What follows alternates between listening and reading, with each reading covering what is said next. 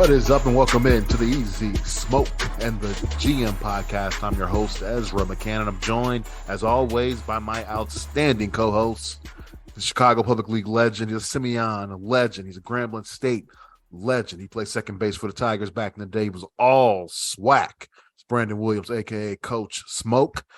And we got our NFL draft analyst for NBC Sports Chicago. You can catch all his work at NBCSportsChicago.com and the My Teams app. He is Glenn Morgan. He's our GM. And gentlemen, how you guys doing? Hope the holidays went well for everybody. Yeah, it was cool. Well, even though, wait, I guess we're technically still in the middle of the holiday season. So Yeah. Not quite done. Not over yet. Yeah. Not over. Looking forward to the new year. I hear you. I hear you. Smoke, you went to your first Bears game. Yeah, I did. On Christmas Eve. How was that experience in the brutal cold? Ironically, it's his first and his last Bear game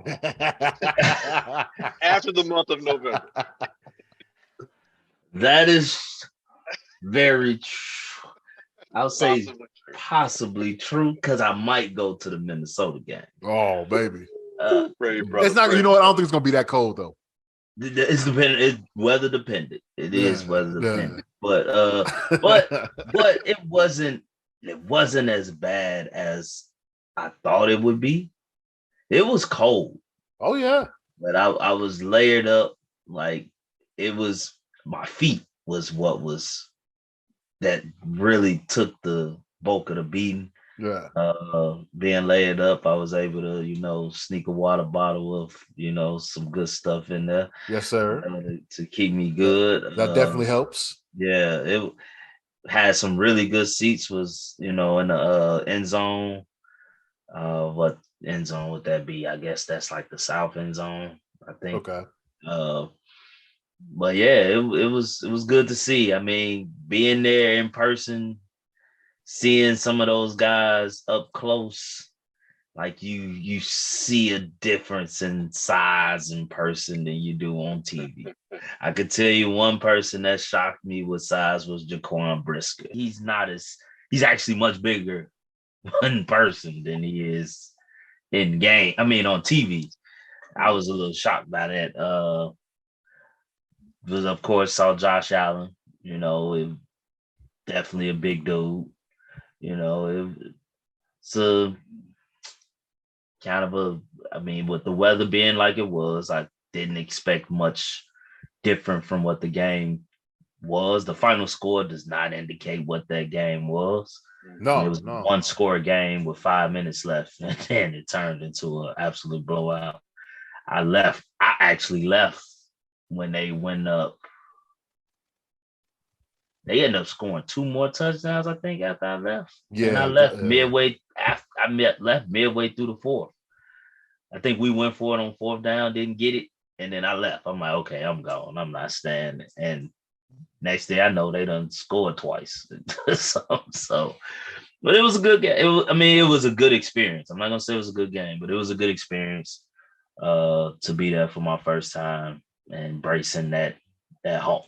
Yeah, the good thing about the sun was out, so I think that helped a little bit. Well, it'll be better with the sun than it is. It was windy. It was the wind. Yeah. If it wasn't as windy, it would have been much easier to bear. But it was very windy. Them gusts was crazy.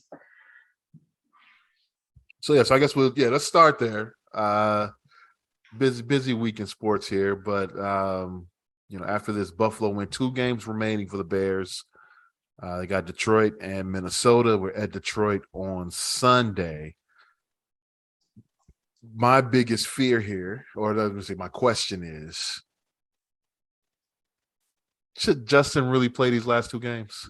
He definitely should play the Detroit game, in my opinion. Why? Why? Ideal conditions. What's that? Well, it's a dome. Like, I think he should play it. What's he getting out of this? Just reps. I don't know. Come on. I don't know.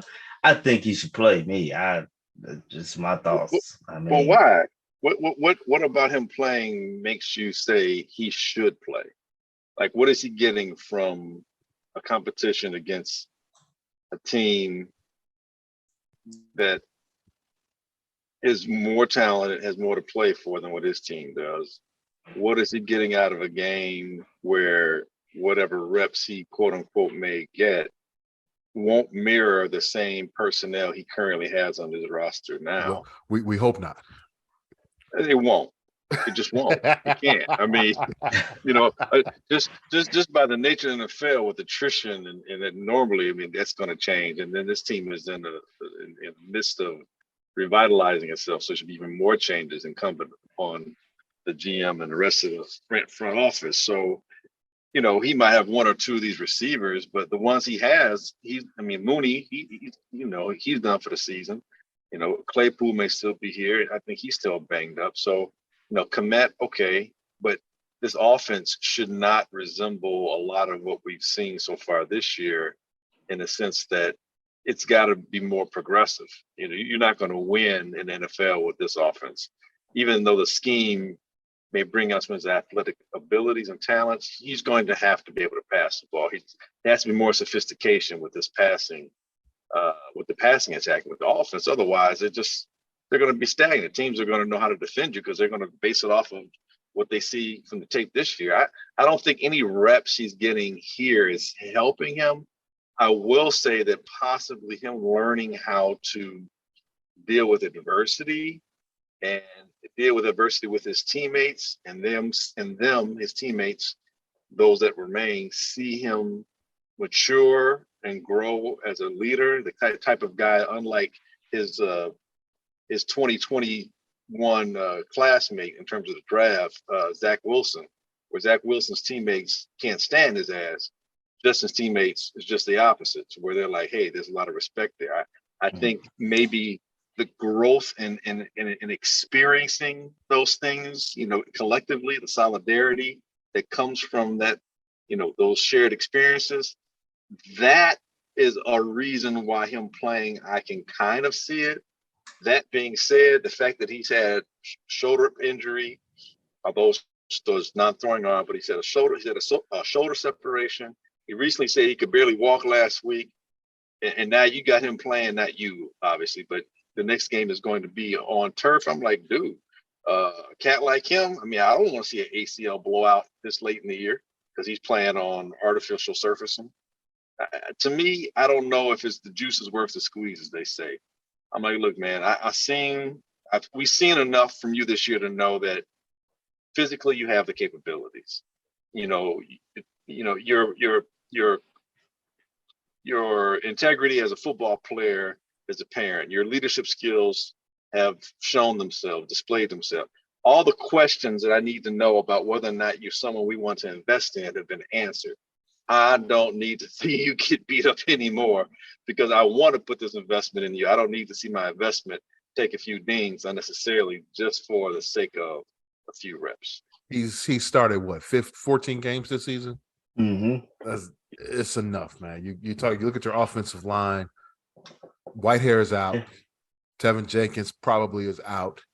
You're rotating Larry Borum and Dieter Iceland at left guard. God bless you.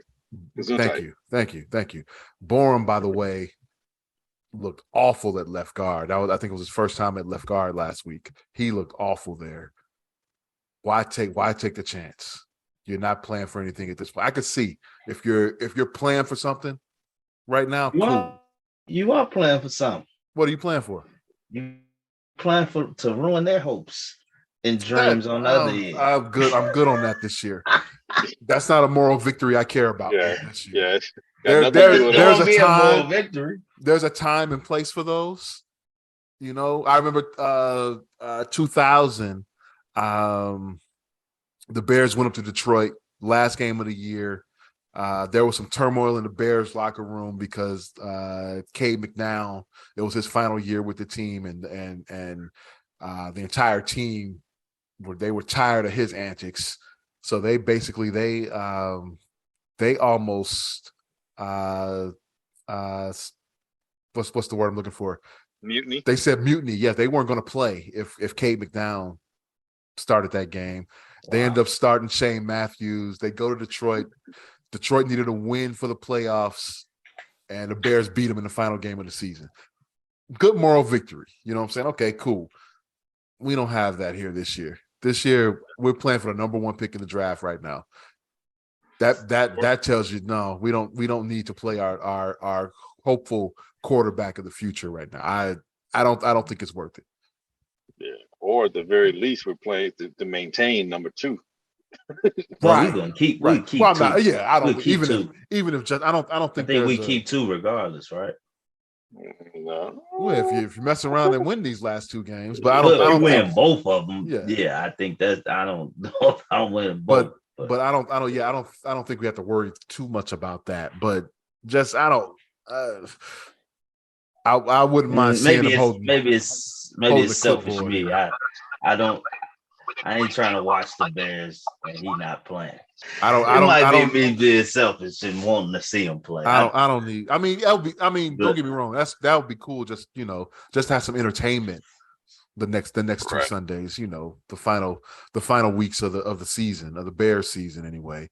But yeah, I don't need him playing.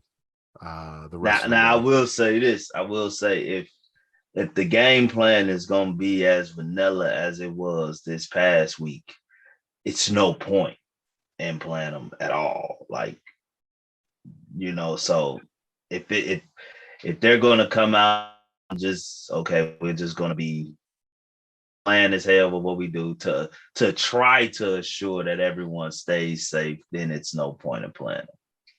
Well, I think last week the game plan had the weather affected a lot of the game plan, and some of the personnel situations on the offensive line, and may also have affected some of their conservatism when it came to the play calling. So I do think it would be closer to what we've seen throughout most of the year if Justin is to play with the team in Detroit. That being said, Detroit, although they struggled last week defensively, the defense has been playing better, and they are playing for something, and they're at home. And Detroit has always been a more difficult place to win at. They played, traditionally played better at home, and this team has some decent speed. And Justin embarrassed them last time, with some of his runs, and so I think they're going to do whatever they can. They're going to learn from that, and they're going to find ways to contain him, if not stop him. And in those containment situations, you're putting Justin at risk. Again, to what they said, it's unnecessary. Like, what are we playing for? Like, what are we doing here? I don't know where he gains. Sometimes they say, when you go to the playoffs, like in basketball, it's like, well, why go to the playoffs if you're going to lose in the first round? And then the answer is, well, you get some playoff experience. You don't know what it's like until you actually get there, and you see the difference between the regular season and the postseason. Well, ain't in that situation right now. Well, we're in nobody's playoff. Okay, I get that. What if they go out there and they get a win? We're on an 8-game losing streak. I understand how winning kind of hurts. But what does it matter though? Yeah, I don't care if they lose 10 or 12 in a row. And I'm not even talking about I'm not even talking about positioning for possible draft picks. I'm just saying I literally don't see, whether he wins or loses, I don't see where Justin necessarily benefits in comparison to the risk of him being out there. Does that make sense? I hear you. Yeah, he could very well win. I mean, that'd be great. And, and as a Bears fan, it's nice. And you get to beat Detroit, keep them humble a little bit or whatever the case is. But, at what price? Does Justin come out of that game with a win, but, banged up, something else is banged up? Yeah, he's young, got time to heal. But you know what, man, if I'm investing in you, I need to take care of that investment a little bit better than what they've shown. I don't think you all are wrong at all. I don't. I mean, I think I'm more on both sides here. If they sit him, I won't be mad. If they play him, I won't be mad. It's like I mean, I think I've said before, I understand, like, I believe in the value of learning how to win. But I do understand how this roster is constructed, where it's like us being competitive has been kind of wins for us this season, because we don't really have a roster that, even if we win Sunday, like you said, most of the guys that will be on the team won't benefit from having that experience of winning. I don't know if there are 15 players on this roster right now that are going to be retire. Here. Yeah. That's start. Crazy. That start. No. Should start. No, I think you meant on the damn team. I mean, no. More than that. You can't bring in a whole new 53. No, you said 15. No, if 15. I do my math right, that's 38. That's 38 new bodies. Not guaranteed spots. So what's the point of trying to get a win here? At this point, makes sense. I mean, think about it, man. Like you can go down the line, man. I mean, you talking about cats playing on the offensive line that we ain't heard all year. You think that dude's gonna be back next year? Yeah, that is true. He's happy. He's like, "Ooh, I get off the practice squad. Thanks, coach." Offense. Let's hold on. We can go offensive line. I think Braxton Jones is back. Tevin Jenkins is back. That's it. Yeah, Leatherwood will be back, right? We don't know that. But I thought I heard us picking him up. We have him. I'm saying with us claiming him off waivers, we take on that rookie deal. Maybe I heard wrong. I don't know. You might be right, but his rookie deal is only got 2 more years left. That's what I'm saying. Yeah, I know it's not like we're like overly committed to him, but it's a guy that will be on the team. But we could let him go. I mean, I mean, Raiders paid him 2 years longer than we would have. Or a year longer than we would have. Let's see. I don't know. Receiver Mooney, Claypool. That's it. Mooney's a maybe. Maybe Harry, but that's a maybe. Okay. Running back Herbert, Ebner. Well, yeah, Ebner be back because he's still on a rookie deal. Okay. Right. So what's that? What did I say there? That's 6. Yeah, I think more. Obviously, Justin is 7, and then if you go to the Komet 8. Okay, go to the defense. Brisker, Gordon, Johnson, Gordon. I think Jalen Jones might stick around. He's been playing better. Yeah. He's been playing better. And he's cheap. He could definitely possibly be a nickel. Will Jack be back? Jack will be Sanborn. back. Yeah, Jack will be back. He's better. We haven't got the 15 yet. I don't think there's nobody guaranteed. I don't know about the line. Yeah, the line. Yeah. I don't know. So, maybe Muhammad. Because he knows the system. And then everybody else who's on the backups, it's like, I hope you got a good relationship with a position coach. So yeah. I don't see the value in even trying to build a winning type culture with these guys, because it's not going to. The roster's is not set, or not close to being set, I should say. So let's move on to a even more dysfunctional team. Actually, the Bears aren't really dysfunctional now. No, they're just not functional. They're not just yeah. I've seen many people say this is the most entertaining 3-12 team they've seen. Yeah. Without hands down. Usually, yeah. If the Bears are at this point a 3-win team, I'm usually out. Yeah, and I'm ticked off every time I watch a game. I've been fine all year. I mean, just think about how down we were. What was that? Trubisky's last season. Was that our first? And that season? was a playoff team. And we were exactly, and we were coming on here, going crazy. So so we're moving in the right direction. The Denver Broncos, that's a different story. They fired their head coach Nathaniel Hackett after 15 games. Another moral victory for Chicago. Yeah, I'm so wait. glad we didn't get Russ. Hackett didn't make it through the season. Didn't make First- it through the season. First year coach didn't make it through the season. How rare is that? When they let Steve Wilkes go, he at least made it through the season, right? Yeah. He got through. Yeah. Yep. I Cully believe made it through the this. season. It's only 5 coaches to not That make it out not their make first it, yeah. season. And outside of Hackett and Meyer last year, the rest of the coaches were like, I think Lou Holtz is on that list. Lou Holtz is on that, with the and like Jets. Really? in the 70s or something like that. Yep. Lou Holtz Chiefs. with the Jets. Oh, Jets. The Jets. Right. The Jets. That's right. I think Bobby Petrino is on that list when he was in Atlanta. It's Falcons, old. Yeah. But Petrino wasn't that long Petrino ago. left though. Petrino left though. Petrino he didn't get fired. He didn't get fired. That's but I'm a saying difference. he didn't make it through the season though. He left. He left to take a college job. Yeah, I mean, you leave on your own volition. It's like, okay, but when you get fired through the season, man, it's how bad how bad do you have to be? They're like, you know what, man, take your ass on out of here. You ain't We'll pay you. We'll pay you. No problem.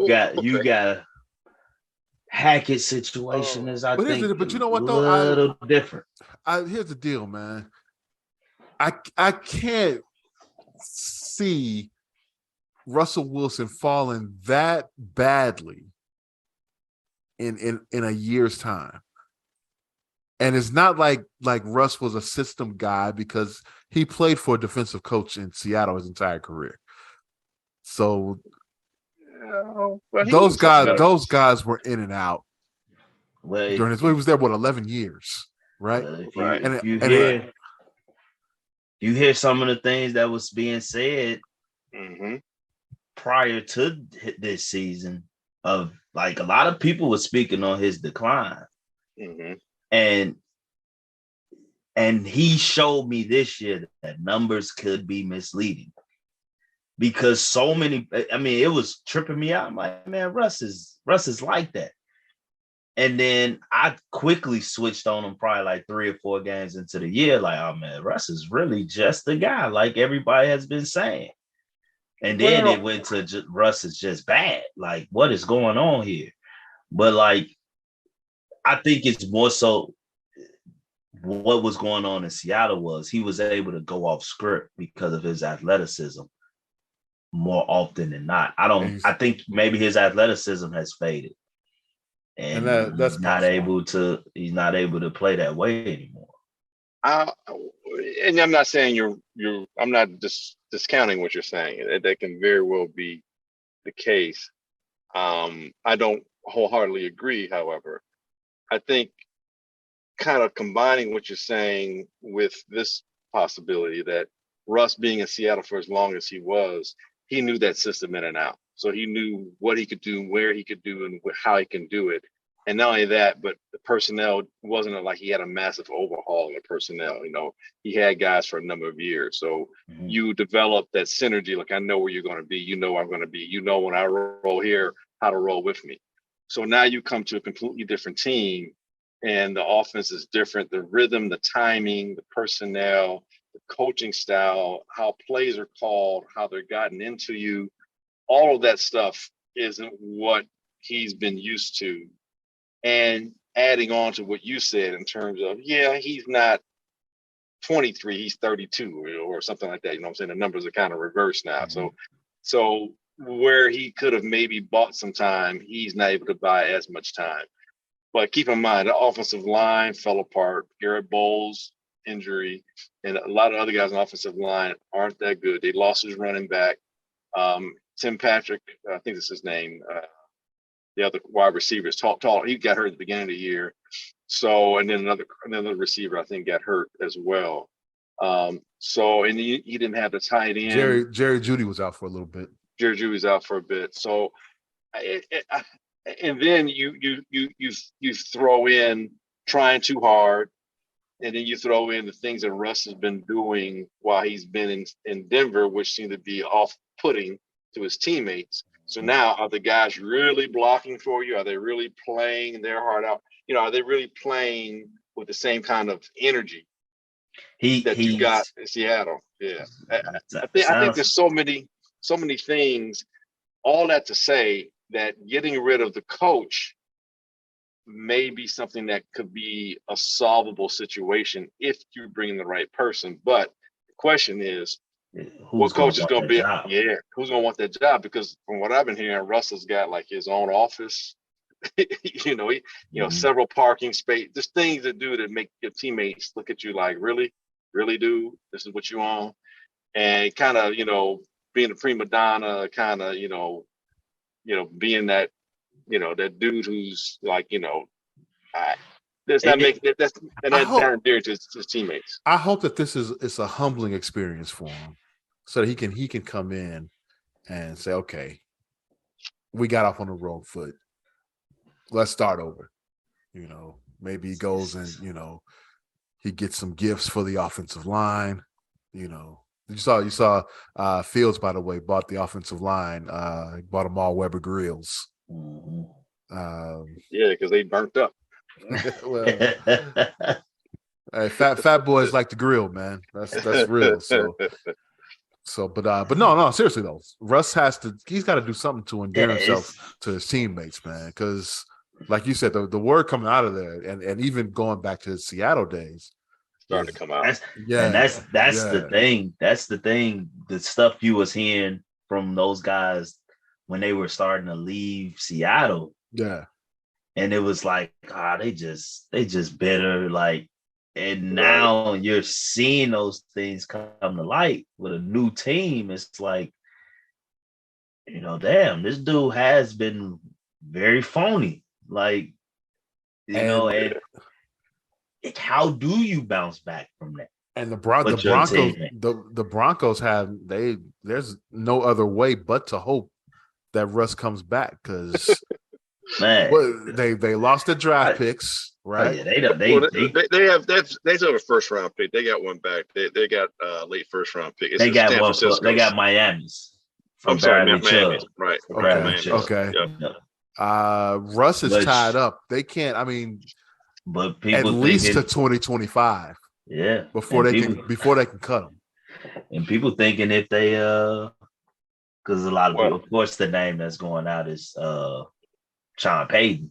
Right. But they like, if that's an option, they probably have to trade that first round pick, because he's still.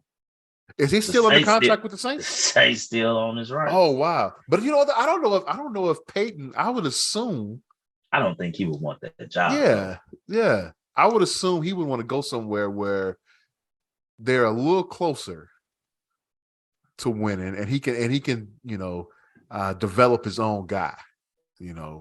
It's weird though, because it's like people saying the Broncos can't go for a new head coach. They need a coach with experience. But it's like, if I'm a coach, okay, Frank Wright is somebody that's being talked about. I just got fired. Do I want to come in there and take that job, and Russ still don't change? Well, now, I mean, is it everything's going to transition to strictly on Russ, or is it then going to be, now I done got fired again? Here's the upside to it. It's already happened once, right? And they're currently paying Hackett. They're paying Hackett. That's the good thing. And they're paying Fangio. Still paying Fangio. Oh shit. So the next coach probably is going to be around, because they're not going to be able to afford to pay 4 coaches at the same time. You know what I'm saying? Wow. I didn't know Fangio was still getting paid. Yeah. So I think that's a good thing for coaches to look at. Hey, I may have a little make bit the more job security. a little more appealing, because you got a little more security. But that's just a bad situation, man. Man, I was a huge Russ fan. Yeah, I just hope for Russ to say, I like Russ, man. At least I did, and especially he got Sierra. Good for him. Yeah. Good for him. That might be why he got the big head now. I'm sure that's why. I'm sure that's why. That's possible. I'm sure that's why. I probably would be the same way, no doubt. Let's go down to Miami. And what's going on there? They lost a big game against Green Bay on Christmas Eve, or was that Christmas Day? Christmas Day. Christmas Day. Christmas Day. Yeah.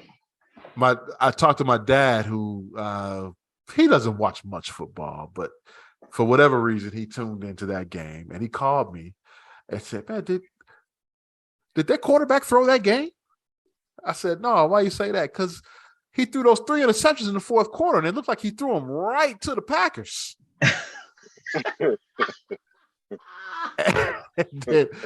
and then you come to find out he was concussed, suffered a concussion on a hit, earlier in that game, and that maybe wasn't seeing straight. And a fan on TV was able to point out the possible hit. Yeah. I have so many questions, so many so how does that here. How does that happen twice in the same season in the same organization? How? Especially when we watched the Bears play Atlanta and the game was stopped. Yeah. And it didn't look like Brisker or Gordon was in any issues, but they literally stopped the down to pull them off the field. Montgomery as well. Montgomery had a play in the Atlanta game. Yeah. Like where they pulled Montgomery off the field. It was like, what the hell is going on? Yeah. Yeah. And then you have this guy who I know I have a laugh, but it's not funny. Who looked to have almost died on national TV from a head injury. It looked very bad. Like, so how are you not overly watching this guy? How is that even possible? You know how it's possible. Because unlike Miami, the Bears weren't playing for anything. Bring these guys up. Let's stop it. Miami on here is like, man, Miami's like, But I thought the league does that though. These calls. It's not the teams. It's the league spotters. The team should be having a spotter, and they should spot it. Because to your point, after what happened to him on that was a Thursday or Monday night game, where he looked like he might be paralyzed or worse, somebody in the team should definitely be there. And on that, but Miami got called out. They got called out the first time, and they found a scapegoat because they fired somebody over there. Fired the guy, yeah. Yeah, the first time. So who's the scapegoat now? Look, man, I put on the Miami organization. I do, because you got to take care of these guys. I mean, I know you paying them. I've seen some amount of money, some of these players, and this, that, and such. But they're human beings, and like I said earlier, you want to protect if nothing else, just a business sense, you want to protect your commodity. Get those guys out of there, man. If it looks like anything funny is going on, or at least bring them for observation at the very least. There's no reason why after the first interception, or maybe even the second interception, hey, man, why don't you go in the tent right quick? Make sure you're okay. Something, it looks a little funny out there. Like, what are you watching? I don't think a lot of times, man, the players are valued for the human beings that they are. I really don't. But again, I look at Miami and say, why did you draft him number 5 to begin with? He's a nice guy, but I think he's just a guy. I don't think there's nothing about him says to me that I would take a player who had all the talent that he had around him in Alabama and then has a serious hip injury. He's scraping 6 feet tall with a decent arm over someone who's 6'5", 230 with a bigger arm and no history of injury in Justin Herbert. You're going to take Tua over Herbert. Really? Yeah. And that was your problem to begin with. And here's the thing. For the first few years, you trying to prove why you don't like them. Exactly. Which is even crazier. Like, even crazier. And so wait. They weren't the only ones that wanted Tua over Herbert though. But I'm saying, why were they spending years trying to prove why they didn't like him? Is what's odd to me. Yeah. And then they And spend all now, that money to get all that and talent around now, them. and now you leaving them out there to die. Like you still don't want them. Right. Like you, like we gonna Still get don't value. everything out of you this year, and then hey, if we have to move home, hey, it wasn't on us. Injuries took over. Like it's weird. It's weird. It's weird. And I don't know. I'm just throwing mad speculation out there, but it's gross negligence on a lot of people's part. I'll put it that way. From the NFL offices to the Miami organizational pieces that are out there, be it the general manager, the coaching staff, whomever. But also too, you know, hell, your teammates. Like, bruh, you know, your guys are brothers in arms. Like, dude, talk to that man. Like, dude, are you good? Mm-hmm. If not, man, you know, as your brother, I'm going to tell you, man, you know, you need to sit your ass down because, you know, the stuff was scary the first time, and we don't need to go through that. Like you mess with my mental acuity here. You know, when you taking this abuse and you out here freezing on the court or on the field, looking like you got some kind of aneurysm or some kind of paralysis situation going on, or worse, dude, are you good? So I think, and it's a fail. It's a fail on everybody's part. Making us second guess while we out here. You know, like you know, so you scaring my kids. You know, what's wrong with Tua, Daddy? Change the subject. Shit. Yeah. So yeah, man, that's messed up, dude. And here's the thing: people might think, you know, I have an extra grind with Tua. I don't. I mean, it seems like a good dude for all intents and purposes, and you know, I don't have a problem with anybody having success. You know, you know, in the league, I'm rooting for your success as opposed to rooting against you. But man, dude, something weird in Miami, bro. Something's weird. Like you just said, Smoke. You know, 2-3 years they spent trying to trade him, get rid of him, and now, you know, he's a catch meow, but you won't protect him. I'm getting mixed signals. It's insane. It's insane. I'm getting mixed signals. All right, let's move on to college football, a little HBCU football here. Ed Reed, NFL Hall of Famer, has been hired as the head coach at Bethune Cookman University. SWAC member.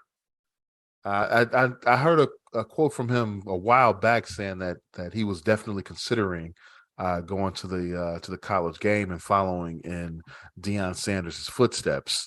He thought the HBCU route would be a good route.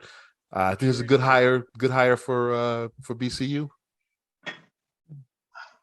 I think so, because unlike Deion, I'm not knocking Deion, but unlike Deion, I've seen Ed for several years on sidelines, you know, whether he's consulting as a coach or somehow contributing, you know, within the construct of a staff, you know, so he's getting an idea structurally how to be a coach, which is different when you're a player, you see it, but as a coach being involved in it or being even a consultant in some capacity, you're seeing how that structure, you're seeing it from a different vantage point. So I think he's gleaned some of that experience already. And obviously, I say obviously, but I think he and Deion probably have, you know, a certain closeness and camaraderie. So he's even vicariously learned through Deion's experiences.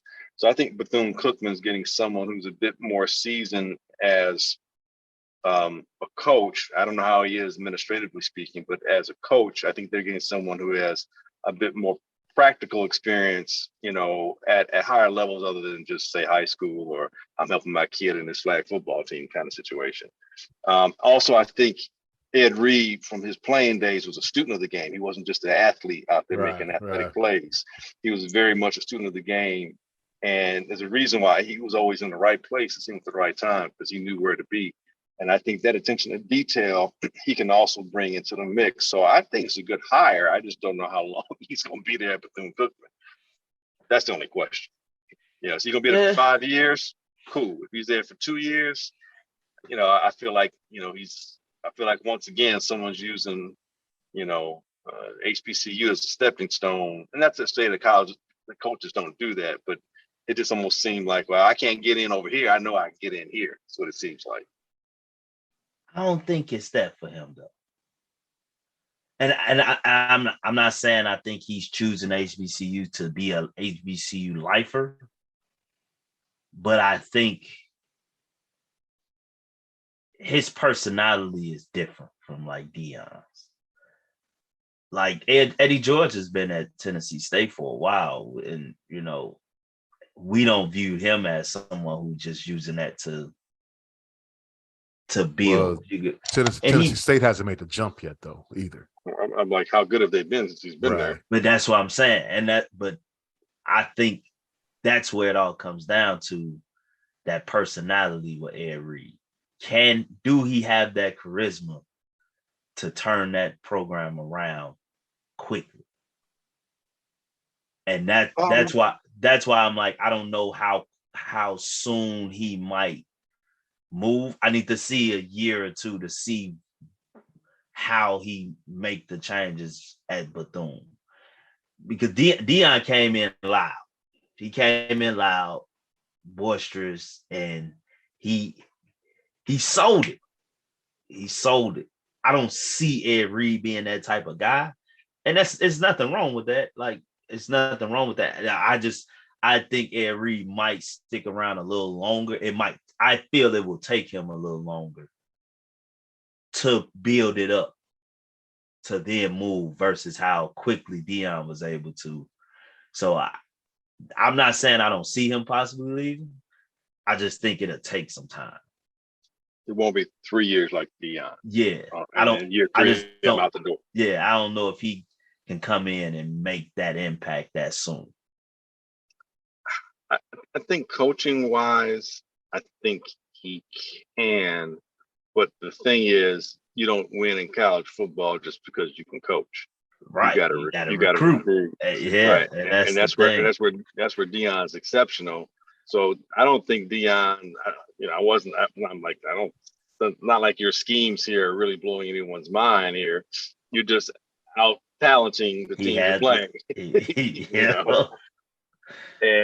And to your question, is Ed, because it's not just about Ed Reed in terms of his ability to communicate and convey things as a coach. It's also, can you connect with other coaches? Do you have enough charisma to bring in the coaches that are going to help you recruit, and then keep them? Like, what's your coaching staff look like? Because those are the guys that are doing a majority of the grunt work or leg work to get your players in there. And then what kind of players are you going to be able to attract? And then infrastructure wise with the NILs and so on and so forth, what's in place there so you can get some of these guys that you may not have otherwise gotten, like Deion was able to do. So that's the questions I have, administratively speaking, as a head coach. That's where my dilemma is in terms of, is he the right man or not for the job? But as far as the X's and O's and I don't motivate, no problem with that. I don't think him on the field. I think his team is going to be very well coached. Mm-hmm. But I have my questions on the recruiting and I dealing with the NIL and all that type of stuff. That's where I had those questions and wonder, does he have that charisma to sell it? Mm-hmm. You can't mimic Deion, but you can put your own spin to it. And what way could he do that? You know who their athletic director is there, right? Mm-hmm. Reggie Theus. Really? Yeah. Huh. Okay. Didn't know that. Yeah. He went to UNLV. How he found his way to Bethune Cookman?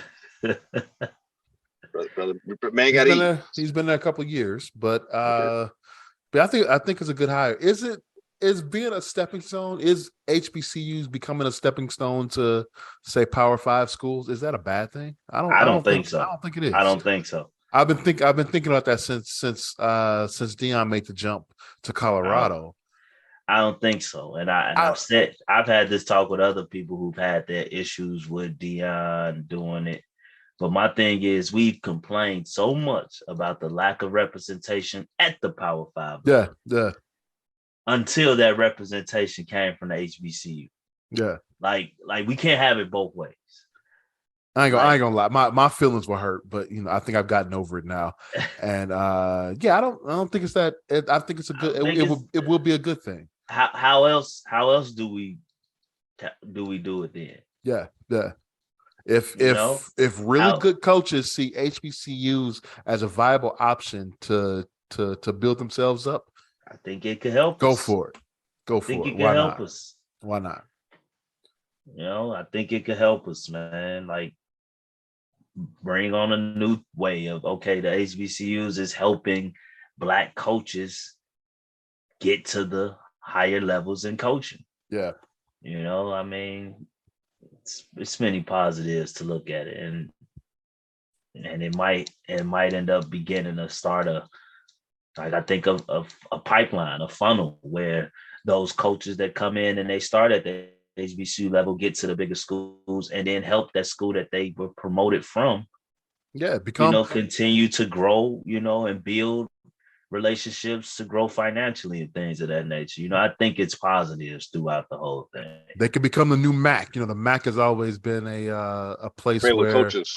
where the Big Ten gets a lot of their coaches from the Mid-American Conference. So maybe you can get on that level. I think that's nothing but a good thing. So Ed Reed to Bethune-Cookman, I think that's awesome. Hopefully we can get some players down in Daytona Beach, Florida. Well, he's from Florida, right, Ed? Yeah. Is he? Miami. I know he went to Miami. I don't think he's from Florida though. So where's he from? That. I think he's from Louisiana. Ed Reed is from Louisiana. Yeah. Oh, okay. He is. Yeah. Well, hell, I mean, that's even better. You Louisiana boy who's got he went to the Panhandle State. He went to Destrehan. Yep. Yeah. So I think just him being from the U, I think the Florida guys will definitely gravitate to that. It's going to be tough now, because their big rival is Florida A&M, so they're always fighting for recruits down in that Central Florida area. But yeah, he can do some good things, man. Bethune-Cookman's got I don't know if they're on the level of Jackson State when it comes to their fan participation. Fan base. Yeah. They got a great band there. Bethune had been mostly known for their baseball until recent memory, but I would say Bethune, they have a lot of players from the Caribbean, right? They used to. Okay. They used to. So that coach, she ended up leaving and came and went to Alabama State. Okay. And took that coach at Alabama State. Now he's at FIU. Okay. So, but he was causing hell at Bethune. Yeah, I remember that. Yeah. He was beating Miami. He had the MEAC on lock for sure. Bethune took him a while to take over in the SWAC. He actually took him a while to win the SWAC. Yeah. He kept having the best team, but couldn't win conference. And then he brought in the big guns. Them boys went 27-0 in conference. And didn't lose a SWAC game all year long. Wow. And then he was gone the next year. Stepping stone. There you go. Yeah. Hey, let's move on to the Bulls and the NBA here. This just been a just inconsistency after inconsistency, man. They seem to be able to beat the good teams and are just terrible against the bad. They got blown out by Houston by what, 20 points the other night. Like a bad Houston team at home. But then you come in as we record tonight, they beat Milwaukee for the second time tonight. Oh, in overtime, comeback victory. Was this the second time? Second. This might have been. Yeah, this was the second time. Okay. Yeah, they're 2-0 against them, I think. Yeah. Oh, you mean overtime or comeback? No, just second time Milwaukee. beating Milwaukee. Second time beating Milwaukee this year. Yeah. Since we've talked, they had their little blow up at halftime What game was that? That it was a Sunday game. It was the Minnesota game. Yes, where we gave up 150 points. Yeah, to Minnesota. Mm-hmm. And then they came back. They won 3 straight after that. Zach and DeMar had their little powwow. So everything seemed to be getting right, and then they lose 133-118 to Houston. Come back tonight and get a big win. DeRozan scores 42 points in the overtime. 10 rebounds and 5 assists. And he just... I'm sorry, 10 assists and 5 rebounds, excuse me. Yeah. Which was shocking that he passed the ball 10 times. That was impressive. Right. But took over late in the fourth and the overtime period. So a big win there, but they gotta figure this out, man. Yeah. I hate inconsistency, man. I'd rather you either be really good or just be downright bad. Don't get my hopes up, and beat Milwaukee, and you're gonna go into Detroit on Friday night and get blown out by 30. I don't like that. Get smoked by Detroit. I don't like that. Yeah. That's just not cool. Yeah, well, I mean, that's been the season. That's been the season, and clearly, if we talked about it earlier, that these guys are 7-1 against the Celtics, the Heat, Milwaukee, and I think they have a Nets victory, right? One against the Nets. Yeah, as well. They beat Brooklyn. Yeah. So clearly, you can do it if you put your mind to it, because you've beaten a couple of teams twice. So if you're losing to Houston and losing to teams that have a lower win total than you, that just comes down to focus, man, and just really caring. And you're not that good. You can just turn it on when you think you want to. Maybe sometimes coming back from behind like they did today gives you a false sense of, well, we can do this. If we really try, and you wait until I don't know what, and then you turn it on, but you think you can do it whenever, and that's not always the case. So when you're playing a team like Houston, who's struggling or has a lesser record than you, now they're emboldened by their success against you on the court because you just beat Milwaukee. So they feel like, hey, if you can beat Milwaukee and we can beat you, then we're close to beat Milwaukee too.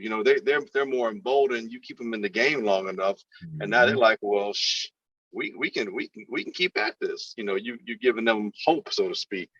But I don't know, and I don't know if you remember, we were talking about this a couple of weeks back. And we were just saying, like, something's funny on this team. Like, something's not quite. These guys say they're playing for each other, but they're not really right. They're not really doing that on the court, doesn't show. Then they have their blow up, or powwow, as you said, or whatever. And then it seems like, oh, okay, it finally, it kind of spilled over to where we got wind of it. And now it seems like they're playing more conviction, more solidarity as a team. And then they turn right around and do the same damn thing again and lose to Houston. So it's frustrating. You said that's one of the most frustrating things is dealing with an inconsistent team. Would you rather have a home run hitter who's hitting 230 or a guy who's hitting the ball 280 with a few home runs? I'd rather have the consistency than somebody that's going to show up from time to time. And I don't know, because it makes it very difficult for the front office to decide, do we keep this together or do we blow it up? And if we blow it up, what all am I letting go, and how soon do I need to do that? Or am I letting it go too soon? These guys just need a aha moment to come together and make it all work. It's frustrating. Yeah, it's weird because, like, before we came on, we was talking like last year. The issue was we were beating the bad teams, and we couldn't beat the good teams. And that's why everyone had the questions, oh, man, what they going to do in the playoffs. Essentially, I would love to get those same people who had those questions take now, because we're beating the good teams, but we're losing to the bad teams. What would they say now? Oh, y'all, it'll still be the same thing, which is crazy. But like, I'm just looking at the schedule, and I'm like, okay, we lost to the Magic. This was in November. We lost to Orlando. Then we beat the Celtics and beat the Bucks back to back. Right. And then lost to the Thunder. Like, that's inconsistency at its like, best. it's like, what the hell, man? What the hell is going on here? And I'm start like listening to you talk, GM. I'm thinking what it is when we play those good teams. They're looking at us like how the Bulls look at the bad teams. Yeah, I can see that. They're looking at us and we're a pushover, easy win, not as serious, and we get their ass. And then we think think we're still that good team and we're on that level. We play that bad team and we go in there thinking we just gonna go in there and be able to win, not understanding that these dudes are gonna compete too. And when they're young, like these bad teams are young. So you let them young boys run out on you. Right. You gonna have a hard time catching up to them. Like, so, and we're not the greatest defensive team. No. So, like, so I really think it's a lack of focus. I think they really think that they going into those games like, oh, we the big dogs with these dudes. And they haven't realized that these teams don't fear us. They don't give a damn about the Chicago Bulls. Like, so, that's one thing I think they got to understand. Hey, a team that ain't one shit. We're very narcissistic, and our hubris is getting our ass whooped against the lesser quote unquote teams. Is it? Yeah, we ain't one shit to be so narcissistic. I'm with you. So, can somebody tell me when somebody's gonna knock out Grayson Allen? Man, dude, why are you even asking that question? That should have happened. Happened last year. The very next time you saw that cat, that should have been the first thing, like Stacey did back in the day when I think it was the Pistons or somebody, and you just it's like, hey, as soon as the game went down, it was like, why not? Like I may get thrown out, baby. But this has to be addressed. I mean, seriously, I didn't catch most of the game. I caught like so mid fourth to the in the overtime. But my boy, he said, man, he was watching it. He texted me. He said, man, Stacey King and whoever this other guy is, they want every game Milwaukee play for somebody to put it on Grayson Allen. You have to. Tonight, he tries to set a screen, and he did get nudged by Pat Williams, and he goes and he bumps DeMar, but in the process pushes him, throws him down, right? And then gives that look like, I didn't do anything. Like what? I was pushed. And of course, DeMar got up and, they got in their face. Everything was broken up. Right. And then nothing else the rest of the game, man. Put in Tony Bradley. Somebody just come in. Put in Dalen. Put in Dalen Terry. Just tell him come in and just tackle. No, I don't know if Dalen. I don't think Dalen can do it right. I need, like you said, Tony or a big clumsy. You can give him a big clumsy, and just give him a forearm. Give him a forearm shiver to the throat, man. That's or if you don't mind losing Drummond. Yeah, Drummond is definitely probably. Hey, and you know what? And the entire team, y'all make enough money. Pull together your resources and pay us fine. And man, get this over with, man. This dude clearly has no respect for the Bulls. I'm talking about Grayson Allen. No respect for this team, man. I'm tired of it. That's just me. And they got to do it quick, man. We only got 2 more games left against Milwaukee, so they next time, man. Soon as the whistle's blown. Like the hockey players do, man. As soon as the whistle blown, drop the gloves. Let's go. We got a stretch ahead of us, though. Who's listening? We got Detroit, Cleveland, Brooklyn, Sixers, Jazz, Celtics. That's pretty good. What, man? Back to the home and homes. We had that against New York last week or 2 weeks ago. The home and home against New York. So we got a home and home against Cleveland now.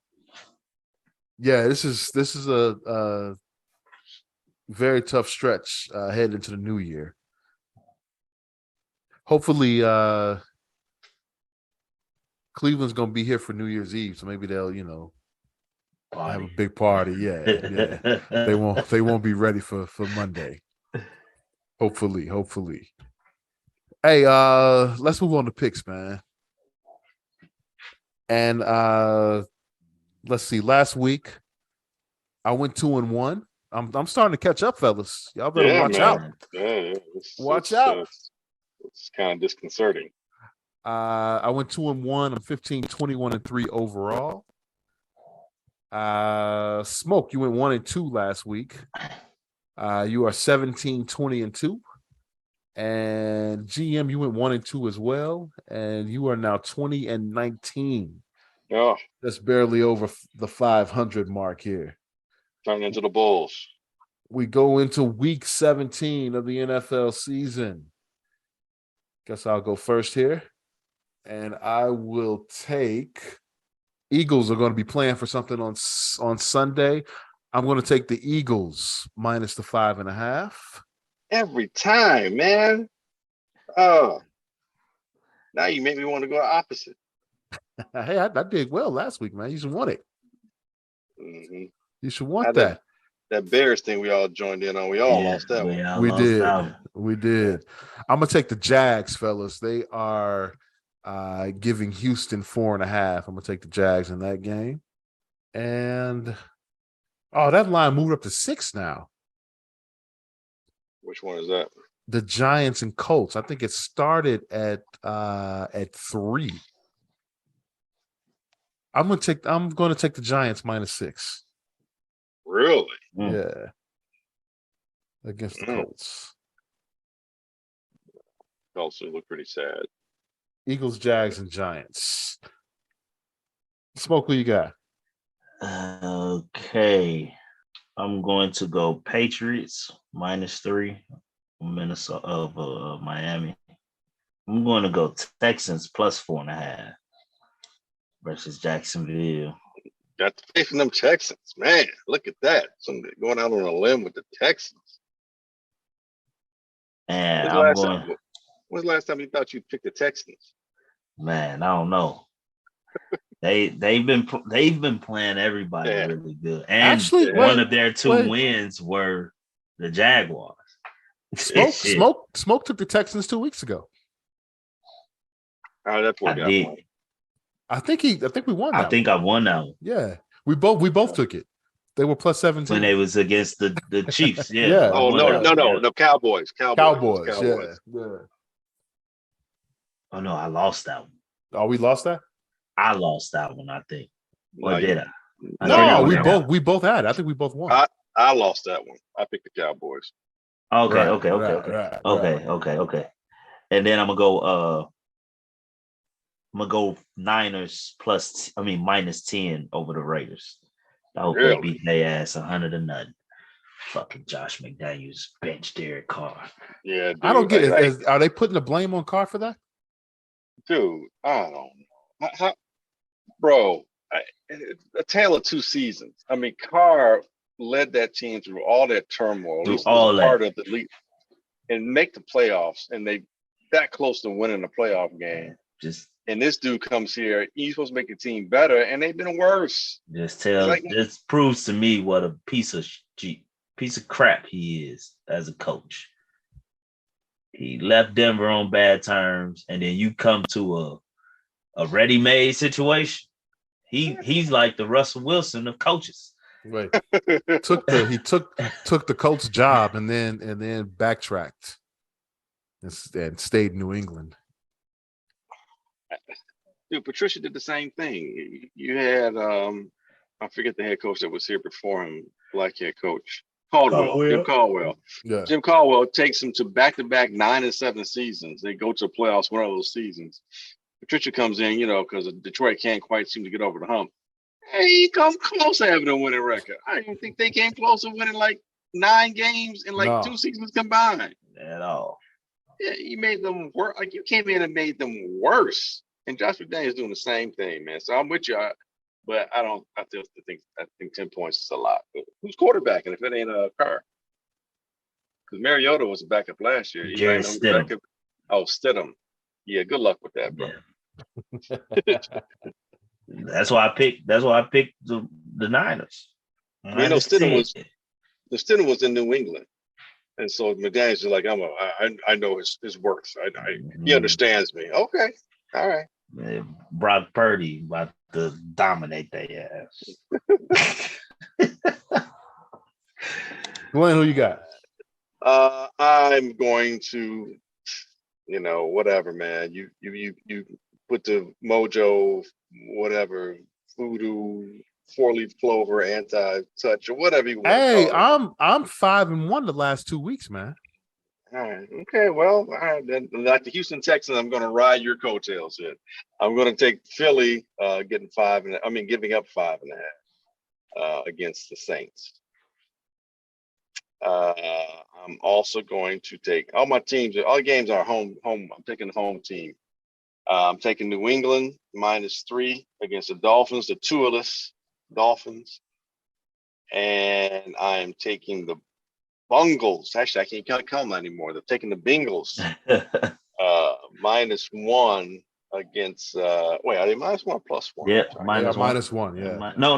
They're +1. Yeah. That's my one home dog. So getting 1 point against Buffalo, but I think the Bengals, they've been playing really well lately. That means they're gonna win outright. Yeah. Well, I think so. Okay. They should. Buffalo didn't look that great to me. And Buffalo didn't make a lot of mistakes, and they didn't cold, get away with it. Yeah, but those interceptions he threw were god awful, and those cost me a playoff victory, by the way. But anyway, those god awful interceptions against lesser teams they got away with, but against a good team, which the Bengals are, I think that if they're that reckless and that not taking care of the ball the way they should, I think they're going to lose against the Bengals. So I'm taking the Bengals. Yeah, Glenn, you brought up that playoff loss. I was hoping that we'd have a GM versus Ed Super Bowl in fantasy. Man, you got to the championship game. I'm there, Glenn. Glenn didn't make it. I fumbled. I scored 64 points. Ooh, that's really a blow. Playoff, ooh, baby. Every single player on my team, though, was playing in bad weather, fucked up temperature. Every single player. Like the guy I was going against had Josh Allen, but I mean, I ain't gonna say Josh Allen was why I lost. He had 26, I think. Fields had 11. And I was fighting myself all week, like, man, I probably should start Herbert. That motherfucker only scored 5 points. I'm glad I didn't start that motherfucker. Yeah. I'm glad I didn't start him. I would have been even madder. I went down with who got me there. So man, that's fantasy football for you, man. I'm a little worried about my my team this week. I don't like my matchups all that much. But beat my cousin's ass. I lost my cousin, so whoop up on my cousin.